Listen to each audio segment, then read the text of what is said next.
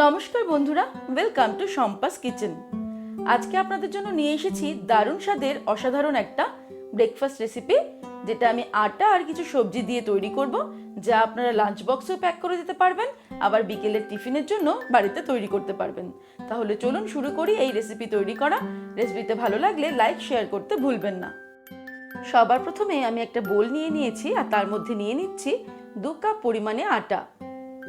আপনারা চাইলে এটা ময়দা দিয়েও তৈরি করতে পারেন।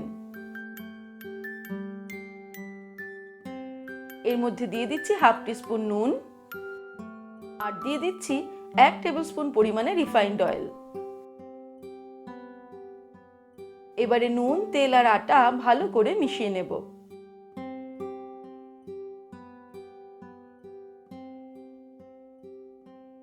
ভালো করে মিশিয়ে নেওয়ার পর এবারে অল্প অল্প করে জল অ্যাড করে একটা সফট ডো তৈরি করে নেব।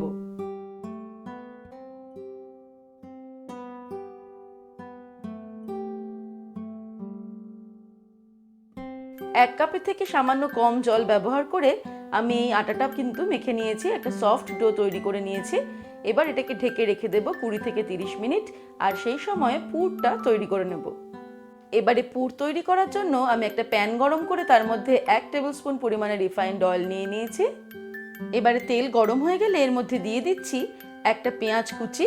আমি ফাইন চপ করে একটা মাঝারি সাইজের পেঁয়াজ কুচিয়ে নিয়ে দিয়ে দিলাম। মিডিয়াম ফ্লেমে পেঁয়াজটাকে আমি 1 মিনিটের জন্য ফ্রাই করে নেব।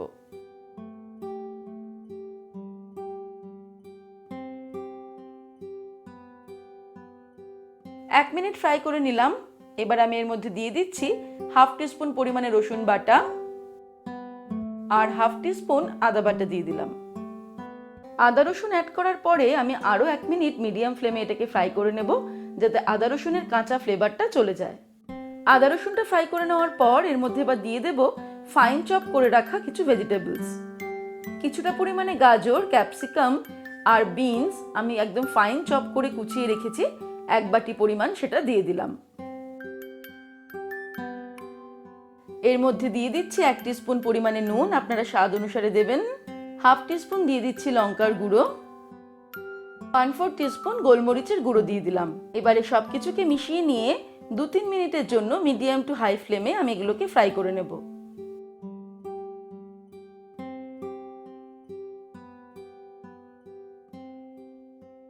তিন মিনিট ফ্রাই করার পরে এর মধ্যে ফাইনালি আমি দিয়ে দিচ্ছি 2 টেবিলস্পুন পরিমাণে টমেটো কেচাপ।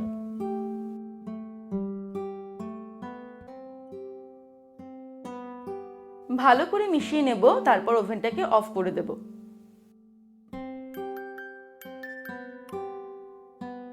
তারপর আমি এই মিশ্রণটাকে অন্য একটা পাত্রে ঢেলে নেব, তারপর ঠান্ডা হলে ফিরে আসছি।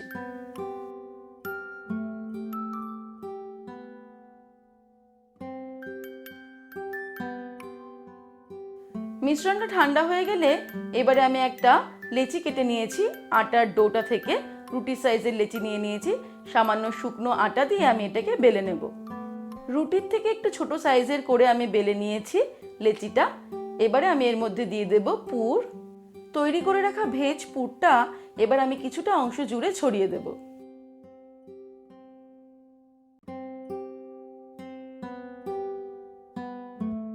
এর উপর দিয়ে সামান্য পরিমাণে চিজ গ্রেট করে দেব।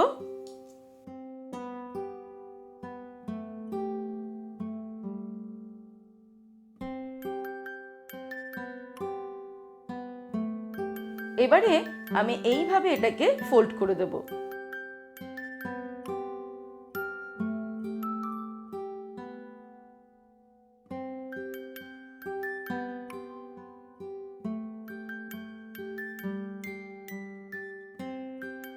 ঠিক মোগলাই যেভাবে ফোল্ড করে আমরা ঠিক সেইভাবে ফোল্ড করে দিলাম।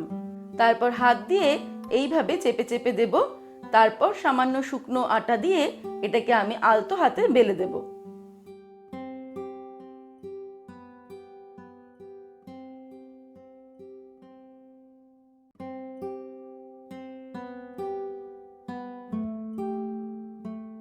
এবারে ফাইনাল স্টেপে আমি একটা প্যান গরম করে তার মধ্যে নিয়ে নিচ্ছি 1 টেবিলস্পুন পরিমাণে রিফাইন্ড অয়েল।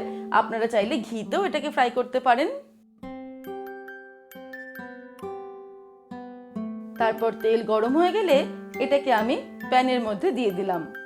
মিডিয়াম ফ্লেমে আমি এগুলোকে উল্টে পাল্টে ফ্রাই করে নেব পরোটার মতো।